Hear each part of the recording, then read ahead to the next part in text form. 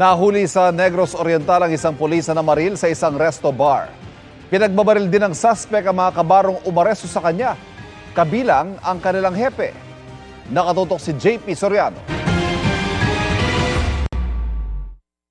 Kuha ito sa loob ng isang resto bar sa Sibulan, Negros Oriental kagabi. Makikita ang babaeng ito na umupo katabi ng ilan pang customer.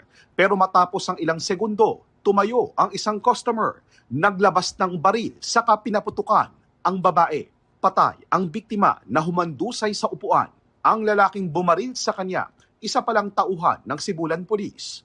Mabilis naman siyang naaresto sa resto bar ng tatlo niyang kabaro. Pero habang nasa loob sila ng sasakyan patungong istasyon, pinagbabaril ng sospek ang tatlong umaresto sa kanya, kabilang ang kanilang hepe.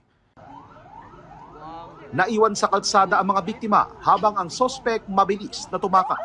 Sumuko rin siya kalaunan sa Tanhay Police Station kung saan siya nakakulong ngayon.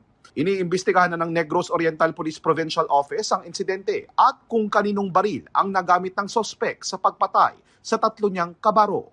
Palaisipan pa sa mga otoridad kung nadisarmahan ba ang sospek bago siya naaresto sa resto bar. Patuloy ring inaalam ang motibo sa pagbaril niya sa babae. Tinitiyak naman ng pulisya na papanagutin ang mga dapat managot. Nagpaabot naman ng pakikiramay sa mga kaanak ng mga nasawi ang provincial government ng Negros Oriental.